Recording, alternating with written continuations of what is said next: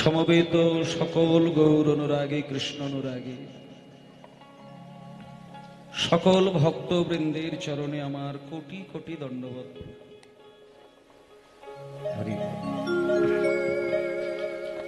চৈতন্য মহাপ্রভু আমাদের প্রেমের ঠাকুর, প্রাণের ঠাকুর, এবং মহাপ্রভু যদি বাংলার ছোট্ট একটি কোণে নদিয়ার নবদ্বীপে শচীমায়ের সন্তান হয়ে জন্ম না নিতেন, বাঙালি হয়ে সনাতন ধর্মের মানুষ হয়ে আমরা যে হরি বলে কয়েকটা দিন ধরে কীর্তন গান শুনছি বা গাইছি, সেবা করছি, এই যে বাঙালির অধিকার যে আমি বাঙালি, আমি হিন্দু, আমি সনাতন ধর্ম অবলম্বন করে বড় হয়েছি, আমি যখন কোনো মন্দিরে পূজা পাঠ করার জন্য তৈরি থাকি, যখন আমি পূজার ডালা বুকে জড়িয়ে ধরে ভগবানের কাছে নিবেদন করার জন্য ব্রাহ্মণকে ধরিয়ে দিই, ব্রাহ্মণ সবার আগে যেটি প্রশ্ন করেন যে নৈবেদ্য সাজিয়ে যখন ভগবানকে দিতে হয়, যেটা ছোট্ট একটা কাগজে লিখে দিতে হয় যে আমি কোন গোত্রের মধ্যে বিরাজ করছি। আমার নাম বললে, আমার বাবার নাম বললেই ওইখানেই কিন্তু শেষ কথা নয়। গোত্র পরিচয়টা যদি আমরা দিতে না পারি তাহলে আপনাকে শনাক্ত করা যাবে না। তাহলে এই যে গোত্রটি, কেন আমি যদি নাম বলে দিতাম, বাবার নাম বলে দিতাম, দাদুর নাম বলে দিতাম, তাতে কি ভগবানের সেবা হতো না? তাহলে প্রশ্ন হলো যে গোত্রটি, যে গোত্রের নাম করে আমরা ডালা সাজিয়ে ভগবানকে নিবেদন করি, এই গোত্র কেন বলতে হয় ব্রাহ্মণকে? ভগবানের কাছে ডালা সাজাতে গেলে গোত্র দিতে হবে, বংশের গোত্রটা কি একটু আসতে বাজাবে। তাহলে এই গোত্রটি হচ্ছে মহামুনি ঋষির একজন নাম। হরি বল, হরি বল। তাহলে আমি পুজো দেব সেই মুনির নাম এইখানে বললে তবে আমার পরিচয় মিলবে কেন? এইটা আমাদের বড় প্রশ্ন। নিতাই গৌর প্রেমানন্দে হরি বল, হরি বল, হরি বল, হরি বল, হরি বল। জয় নিতাই, জয় নিতাই, জয় নিতাই। মায়েরা, শাস্ত্র প্রমাণ দিচ্ছে যে তোমার শরীরে যে রক্ত বইছে, তুমি যে হাড় মাংস রক্তে গড়া যে একটা মানুষ, যে গোত্রের নামটি বললেন, ওই মহামুনির ঔরসজাত বংশ পরম্পরায় আমরা এই মুহূর্তে জন্ম নিয়েছি। তাহলে আমাদের শরীরের রক্তটা সাধারণ কোনো মানের রক্ত নয়, সাধারণ মানুষেরও রক্ত নয়। তাহলে এই যে রক্ত আমরা বয়ে নিয়ে যাচ্ছি, এটা সেই মহামুনি ঋষির রক্ত, যেটা আমাদের উচ্চারণ করে লিখে ঠাকুরকে নিবেদন করতে হয়। হরি বল, হরি বল, হরি বল। শ্রী গুরু নিতাই গৌর প্রেমানন্দে, প্রেমানন্দে হরি বল, হরি বল।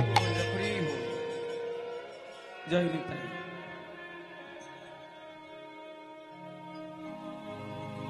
তা এই যে কথাটা হচ্ছে যে আমরা হতে পারি সাধারণ ঘরের মানুষ এই মুহূর্তে, কিন্তু আমাদের পরিচয়টা সাধারণ নয়। তাহলে এবার সবার আগে যেটি বলার বিষয় যে সেই মহামুনির ঔরসে জন্ম নিয়ে আমরা এইখানে বাংলার ঘরের ছেলে হয়ে গেলাম। তাহলে সেই বাঙালি হয়ে আমরা প্যান্ডেল দিয়ে, মাইক দিয়ে আজকে হরিনাম করছি, বিগত কয়েকটা দিন ধরে হরিনামের প্রচার চলছে। এই হরিনাম সবার আগে বাংলার মাটিতে কে এনেছিলেন?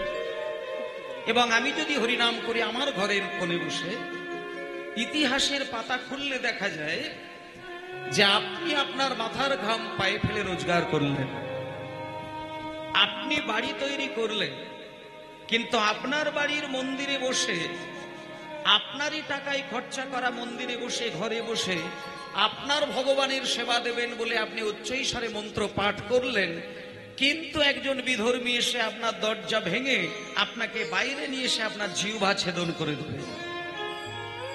এই যে একটা কঠিন পরিস্থিতি, এটা মানুষ ভুলে গিয়েছে। কিন্তু আজকে দেখুন, দুপুরবেলা মাইক দিয়ে হরিনাম হচ্ছে, কেউ কিছু বলতে পারছেন না, কারোর বাধা নেই, কোনো কষ্ট দেয় না, আনন্দ ভরে নাম করছি, আর প্রেম যদি একবার আমাদের স্পর্শ করে তাহলে আর দেখা যায় ভক্তকে ধরে আটকানো যায় না। একবার কৃষ্ণ বলবে, দু চোখ দিয়ে গঙ্গার মতো জল গড়িয়ে যাবে। ভক্তমণ্ডলী মায়েরা,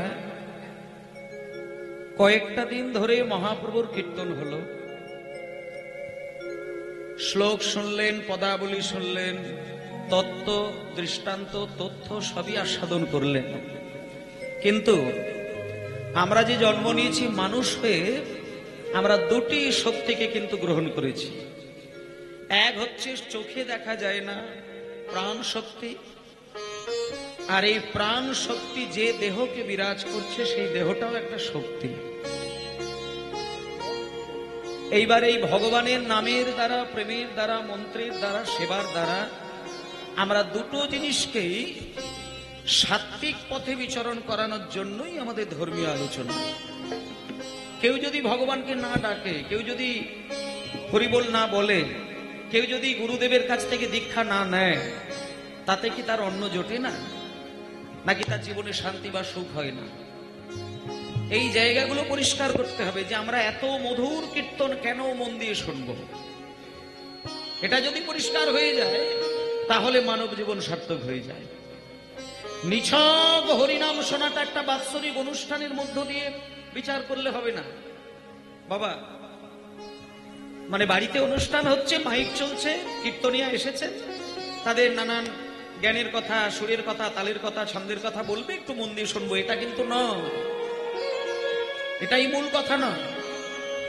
আমাদের মূল বিষয়টা কি সেইটা যদি বুঝতে পারা যায় তবে আপনি ভগবানের সেবার অধিকারী হলেন।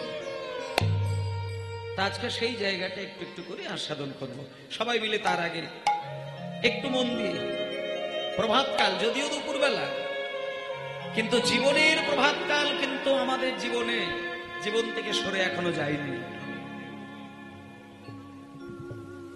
সকাল হলেই ভগবানের নাম, দুপুর বেলায় ভগবানের নাম, বিকেল বেলায় ভগবানের নাম, সন্ধ্যা বেলায় ভগবানের নাম, ঘুমিয়ে ঘুমিয়ে ভগবানের নাম, স্বপ্নের ঘরে ভগবানের নাম। প্রয়োজন হলে আপনি মলত্যাগ করতে বসেও ভগবানের নাম করতে পারেন। হয়তো অনেকে ভাববেন যে পায়খানা করার সময় তো ঈশ্বরের নাম নেওয়া অপরাধ হয়ে যায়, কিন্তু আমি বলি আপনি ভগবানের নাম নিতে গিয়ে স্থান, কাল, সময়, সূচি, অসুচি কিছু বিচার করবেন না। কারণ একটা কথা বলেছে যে সারা জীবন যদি ভগবানকে ডাকতে নাও সময় হয়, ভালো করে এই জায়গাগুলো একটু বিচার করবেন। সারা জীবন ধরে সংসারের ঘানি টানতে টানতে টানতে টানতে ভগবানের নাম করার সময় যদি না আপনার হয়ে থাকে, যেদিন মরণ হবে সেদিন ভুল করেও যদি জিহ্বায় কৃষ্ণ নাম এসে যায়, পরিষ্কার করে প্রমাণ দিচ্ছে শাস্ত্র যে মরণকালে যে একবার কৃষ্ণ নাম মুখে বলবে, নয়ন দিয়ে বিগলিত করবে প্রেমের ধারা, অনন্ত কোটি জন্মার্জিত পাপ থেকে মুক্তি পেয়ে তার চিত্ত শুদ্ধ হয়ে আপনা আপনি গোবিন্দ চরণে নিবেদিত শ্রী গুরু নিতাই আনন্দে হরি বল। তাহলে আপনি যদি সারা জীবন নাম করে করে করে করে করে করে সময় অতিবাহিত করলেন, আর ঠিক যে সময় আপনি পায়খানা করতে বসলেন, মলত্যাগ করতে বসলেন, সেই সময় অপবিত্র আছেন বলে আপনি নাম করতে পারলেন না, কিন্তু শাস্ত্র বলছে যে ওই অপবিত্র অবস্থায় যদি প্রাণ চলে যায় আপনি ইচ্ছা থাকলেও হরিনাম করতে পারবেন না। তাহলে জীবন বৃথা। সারা জীবন পড়াশোনা করলো, লেখার সময় লিখতে পারলো না, সেই মানুষের দুঃখের শেষ থাকে না। তাহলে সারা জীবন আপনি জপের মালায় নাম করলেন, সারা জীবন মন্দিরে গিয়ে কেঁদে কেঁদে পাঠ করলেন, আরতি করলেন, কিন্তু অপবিত্র অবস্থায় প্রাণ চলে যাচ্ছে, তাই আপনি ভগবানের নাম নিতে পারলেন না, আপনি শান্তি পাবেন না। তাই চৈতন্যদেব বলে দিয়েছেন, ছোট্ট ছেলে গোপালকে দেখে গোপালের শিক্ষায়, গোপালের দীক্ষায় মহাপ্রভু পরিষ্কার করে বললেন যে গোপাল, আমার প্রথম গুরু ঈশ্বর পুরী গোস্বামী পাদ, আর দ্বিতীয় গুরু কেশব ভারতী, আর তৃতীয় গুরু যদি আমি কাউকে রাখতে চাই, তুই ছোট্ট ছেলে হলেও আমি তো চরণ ধরে তোকে গুরুর আসনে বসিয়ে দিলাম। তাহলে যে মহাপ্রভু 24 বৎসর বয়সে সন্ন্যাস ধর্ম গ্রহণ করে পুরীর মন্দিরে গিয়ে হাজার ভক্তকে কাঁদিয়েছিলেন, সেই মহাপ্রভু গোপালকে 5 বছরের ছেলে গোপালকে গুরুর আসনে বসালেন কেন? ওই জন্য একটা কথা হচ্ছে, মানুষকে দেখে বিচার করা যাবে না। কার মধ্যে কতটুকু শক্তি ঈশ্বর দিয়েছেন, কে কতটুকু সাধনা করে তাকে লাভ করেছে, আপনি বাইরে থেকে তার চোখ মুখ দেখে বুঝতে পারবেন না। সবাইকে সম্মান দিয়ে যেতে হবে, সবাইকে শ্রদ্ধা করতে হবে, সবাইকে বাহু দুটো বাড়িয়ে কোল দিতে হবে, যেটা মহাপ্রভু দিয়েছেন। আজকে এই যে হরিনাম হচ্ছে, মানুষ হরিনাম শুনবে, মায়েরা হরিনাম শুনবে, কিন্তু কেন শুনবে? ভগবানকে ডাকবে, কেন ডাকবে? দেখবেন মানুষ কিন্তু চিন্তা করে যে সুখের সাগরে ডোবে সেই ঈশ্বরকে মানতে চায় না, বুঝতে চায় না, নাম করতে চায় না। কিন্তু সুখ হারিয়ে যখন দুঃখের সাগরে ডোবে তখন হাগৌর বলে, হা কৃষ্ণ বলে কাঁদে। কিন্তু আমি একটা কথা বলি আপনাদের, এই যে আপনি প্রাণ, মন, আত্মা যাই বলেন বলেন, আর এই যে দেহটা, এই দুটোর যত্ন আপনাকে প্রতিনিয়ত যেতে হবে। আপনি 5 তলা বাড়ি করলেন, ভালো স্ত্রী সুখে সংসার করলেন, দামি দামি খাবার খেয়ে দিন কাটাচ্ছেন, কিন্তু আপনার সংসারে এতটুকু সুখ শান্তি নেই। এক্ষেত্রে বলছে অভাব মানুষের কিচ্ছু এসে যাবে না যে সংসারে শান্তি বিরাজ করে। আর শান্তি আপনার বাবার সম্পত্তি নয়, শান্তি আপনি গায়ের জোরে হরণ করে কারোর কাছ থেকে নিতে পারবেন না। শান্তি আপনি কোটি টাকার মালিক হলে আপনি অন্য ঘর থেকে সরিয়ে নিতে পারবেন না। শান্তি একমাত্র অপ্রাকৃত জগতের সুধামৃত। সেই শান্তি যদি আপনাকে নিজের মতন করে নিতে হয়, 3টে জিনিস আপনাকে লক্ষ্য করতে হবে। প্রমাণ দিচ্ছে 3টে জিনিস। আপনি যদি আপনার চিন্তাটাকে পরিশুদ্ধ করেন, আপনার আবেগ পরিশুদ্ধ হবে। আস্তে কথা নয়, মানুষের মধ্যে 3টে জিনিসের প্রধান, খুব প্রয়োজনীয় জিনিস। 1 হচ্ছে চিন্তা, 2 হচ্ছে আবেগ, আর 3 হচ্ছে আচরণ। আপনার ভেতরের চিন্তা যদি শুদ্ধ না হয়, আপনার আবেগটাকে মিষ্টি করতে পারবেন না। আর আপনার আবেগ যদি সুমিষ্ট না হয়, আপনি সাধারণ মানুষের সঙ্গে আচরণটা কিন্তু মিষ্টি করতে পারবেন না। এই একের পর এক সম্পর্ক রয়েছে। তাহলে আপনার চিন্তা হবে মিষ্ট, আপনার আবেগ থাকবে মিষ্টি। আর আপনার আবেগ যখন সুমিষ্ট হবে, আপনার আচরণ আপনি সবার প্রতি সন্তুষ্ট হয়ে। সেই জন্য বলছে যে ভগবানের নাম কর্ম করতে করতে যদি ভেতরে সদা সর্বদা তুমি চালিয়ে যেতে পারো, তোমার চিন্তা পরিশুদ্ধ হবেই হবে। আর চিন্তা যদি শুদ্ধ হয়, আপনার সারা শরীরের মধ্যে আবেগটা মিষ্টি হয়ে ছড়িয়ে যাবে। আর আবেগ যদি মিষ্টি হয়, আপনি কারোর উপরে কঠিন রূপে কথা বলতে পারবেন না। এটাই স্বাভাবিক বিষয়। তাহলে ভগবানের নাম নিলে কি হয়? মন পরিষ্কার হয়। ভগবানের নাম করে গেলে প্রেম আসে। আর প্রেম সাধারণ মানুষে মানুষে ভালোবাসার প্রেম নয়। প্রেমের একটা অন্তর্নিহিত ব্যাখ্যা রয়েছে। প্রেম মানে ভালোবাসা, ভালো লাগা, এখানে নয়। প্রেম শব্দটার মানেটা জানতে হবে। যে প্রেম শব্দটার মানেটা বুঝতে পেরেছে, তার ওই প্রেমটা একমাত্র ঈশ্বরের সঙ্গে যায়, মানুষের সঙ্গে যায় না। আমার ছেলে আমায় ভালোবাসবে, আমি ছেলেকে ভালোবাসবো, এই ভালোবাসাটাকে প্রেম বলে না। বলি একটা কথা, কোলের শিশু পর্যন্ত মাকে ছেড়ে অন্য মায়ের কোল আলো করে বসে থাকতে পারে যদি সেই মাও ওই শিশুকে জড়িয়ে ধরে বুকের দুগ্ধ পান করায়। খুব ভালো করে কথাটা শুনবে। একটা 2 বছরের শিশু আপনাকে ছেড়ে দিয়ে, একটা 6 মাসের শিশু আপনাকে ছেড়ে দিয়ে অন্য মায়ের কোলে বসে থাকতে পারে নির্দ্বিধায়, যদি আপনার মতন সেই মাও তাকে বুকে জড়িয়ে ধরে স্তনদুগ্ধ পান করা। তাহলে কি বোঝা যায়? যে শিশু পর্যন্ত মাকে ভালোবাসে কোনো না কোনো স্বার্থ, শুধুমাত্র সে খাবার পায় বলেই মা বলে বুকে জড়িয়ে ধরে। কিন্তু ভগবান কোনো স্বার্থ বোঝে না, জানে না, নিঃস্বার্থে বাহু বাড়িয়ে ভক্তকে তার হৃদয়ে স্থান দেয়। যেটা একমাত্র দিয়েছিলেন নারায়ণকে বলা যাবে না, একমাত্র কোল বাড়িয়ে দিয়েছিলেন রামচন্দ্রকে বলা যাবে না, একমাত্র ভক্তকে কোলে জায়গা দিয়েছিলেন কৃষ্ণকেও বলা যাবে না, সবার আগে যার নামটা বলতে হয় তিনি হলেন শচীর নন্দন নিমাই। নিতাই গৌর প্রেমানন্দে হরি বল, হরি বল, হরি বল, হরি বল। তাই ভক্তমণ্ডলী মায়েরা, সেই জন্য যেটি বলার বিষয় যে আপনাকে কোনো কিছু করার প্রয়োজন হবে না, শুধু নিতাই বলে কাঁদবেন, গৌর বলে কাঁদবেন, ৩৩ কোটি দেবতা আপনাকে কৃপা বর্ষিত করবে। দেখুন, আপনি কৃপা পাবার জন্যই তো ভগবানকে ডাকেন, তাই না? কিন্তু কৃপা কোথায় আছে?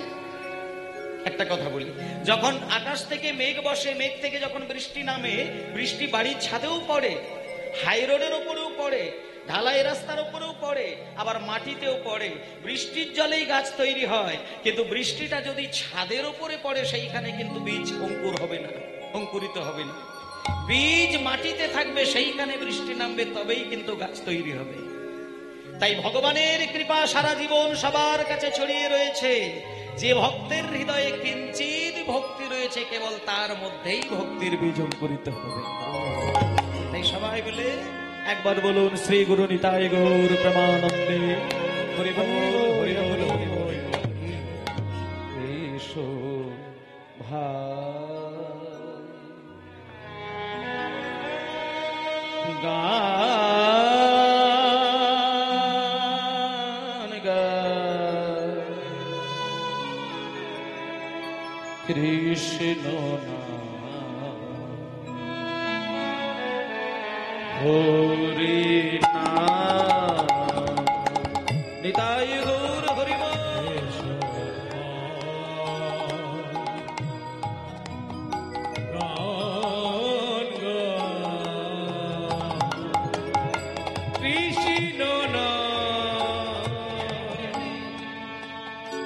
মধুর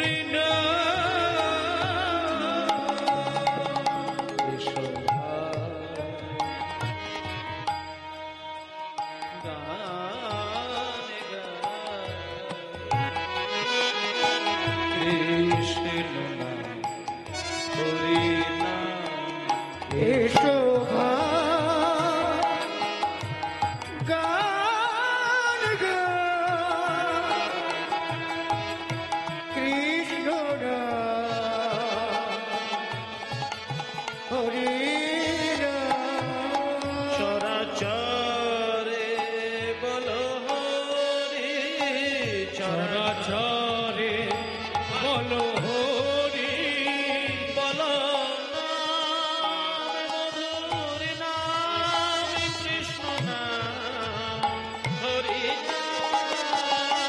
চরাচরে বলো হরি, মধুর নাম কৃষ্ণ নাম, হরি নাম কৃষ্ণ নাম।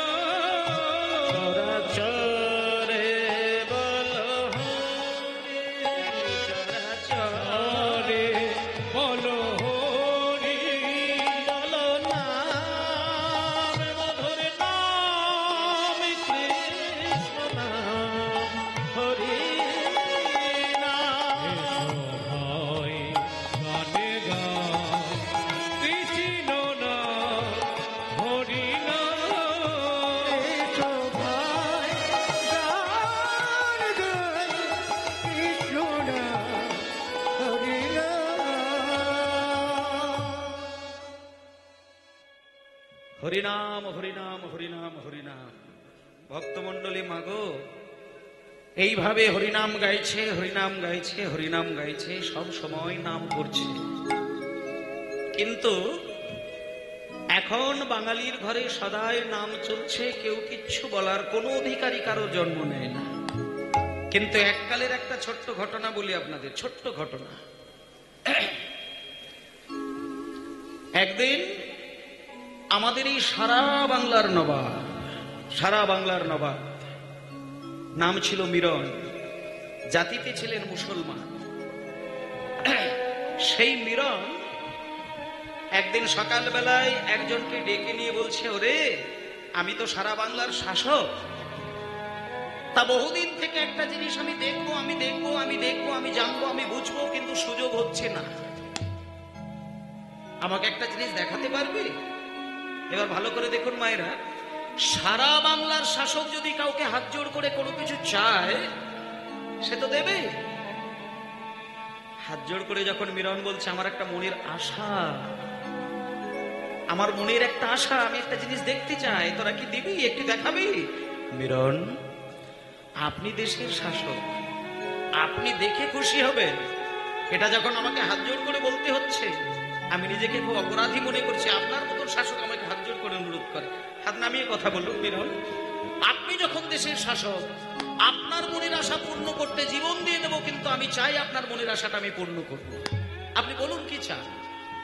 আস্তে, একটু আস্তে বাজাবে, কথাগুলো সবার হৃদয়ে গিয়ে পরিষ্কার করতে হবে, আস্তে বাজাবে।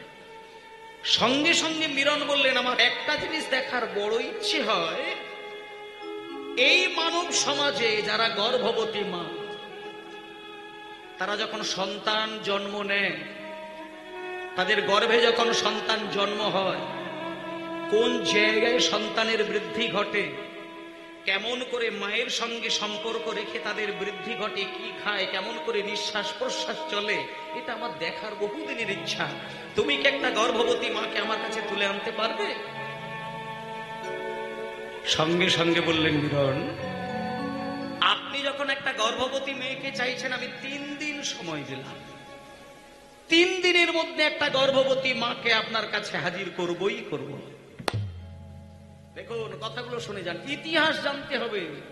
শুধু হরি হরি হরি হরি করে নাচলে সনাতন ধর্ম টিকিয়ে রাখা যাবে না।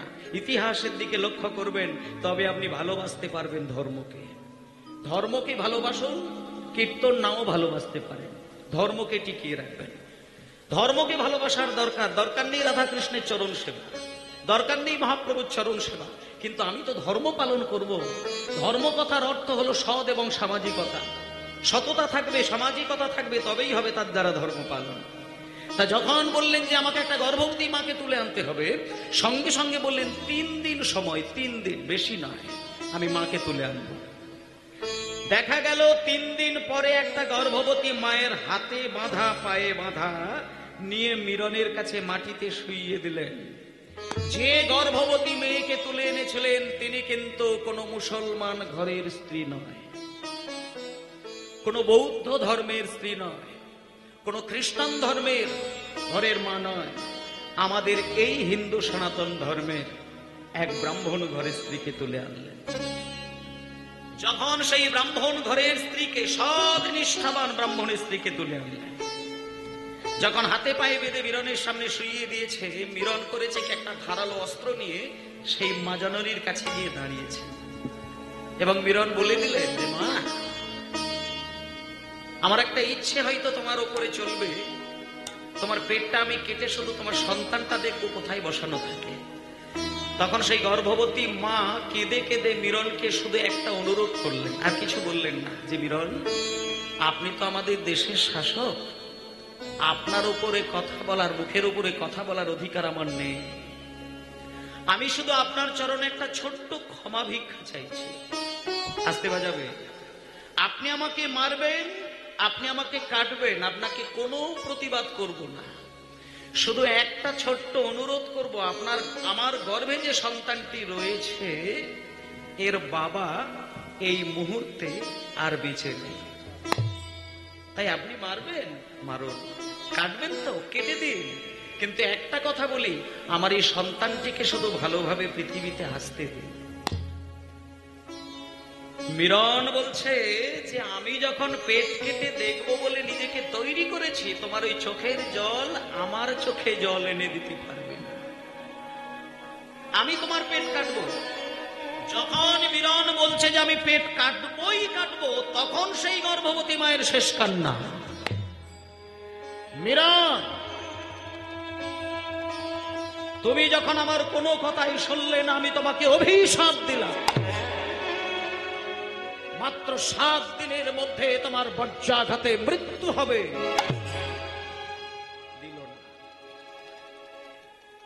তাতেও মিরনের একটু বুক কাঁপলো না, দিল পেটটা কেটে। মা তো মারা গেল, ওই ভেতরে থাকা ছোট্ট সন্তান সেটিও মারা গেল। কিন্তু ভবিষ্যৎকালে অলৌকিক ঘটনা দেখুন, ভবিষ্যৎকালে ওই মিরনের বজ্রাঘাতেই মৃত্যু হয়েছিল। তাহলে বলুন, সারা বাংলার শাসক, যে শাসক হয় সে বাংলাকে সোনা দিয়ে মুড়িয়ে রাখবে, বাংলার মানুষের মুখে অন্ন তুলে দেবে, বাংলার মানুষের মনে শান্তির বার্তা পৌঁছে দেবে, সে আজকে আমাদের এই হিন্দু সনাতন ধর্মে এক গর্ভবতী মায়ের পেট কাটলেন। বলুন, কোথায় শান্তি পাবে? সেই সনাতন ধর্মের মানুষ আমরা, সেই অতীতকালে হারিয়ে যাওয়া হাজার মানুষের প্রাণ চলে যাওয়া সনাতন ধর্মের মানুষ।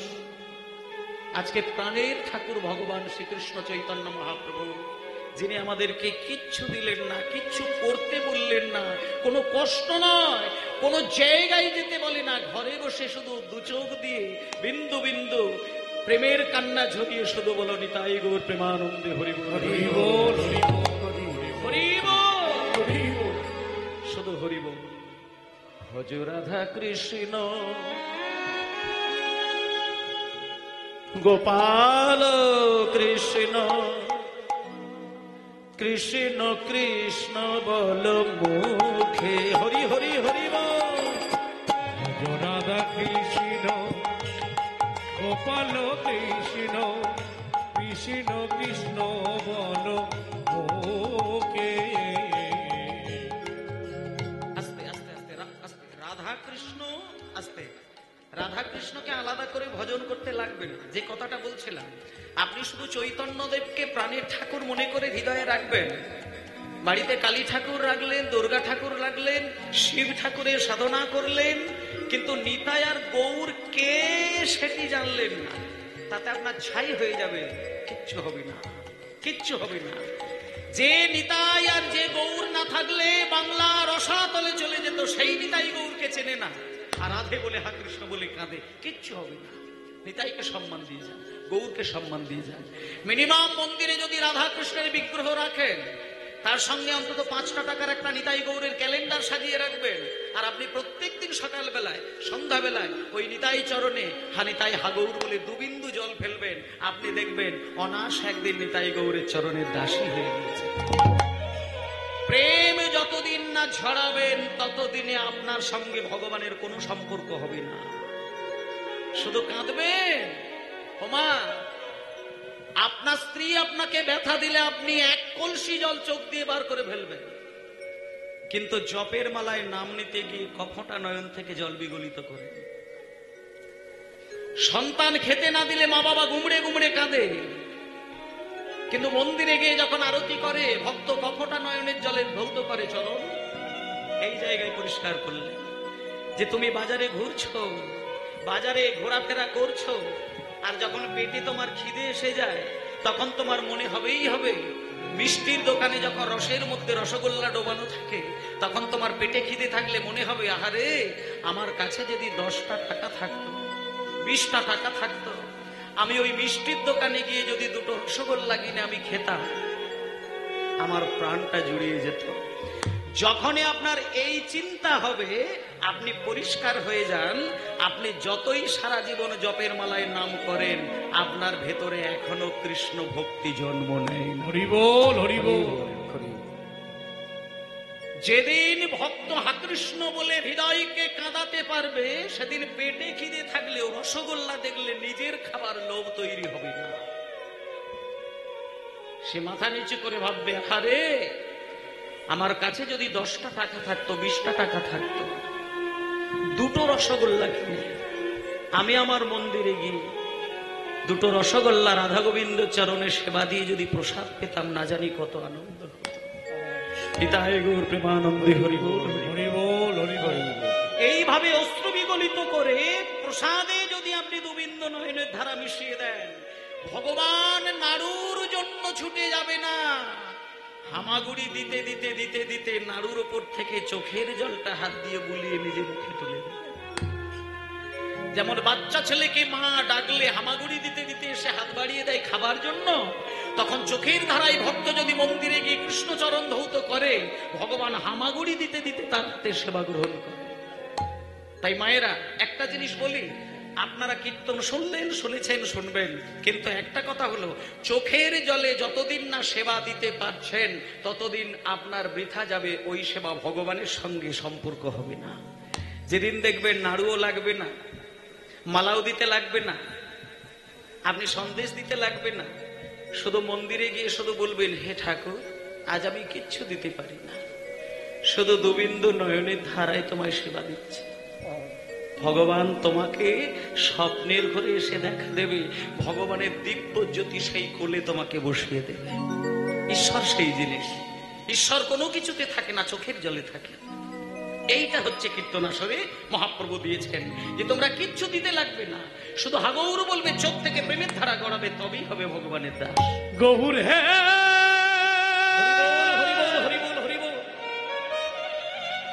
গৌর হরি হে। তোমার চরণ বিনায় আমি কিছু নাই জানি জানি।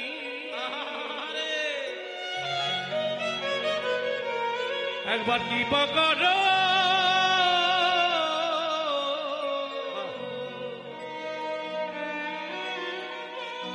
ও হে গৌর হরি।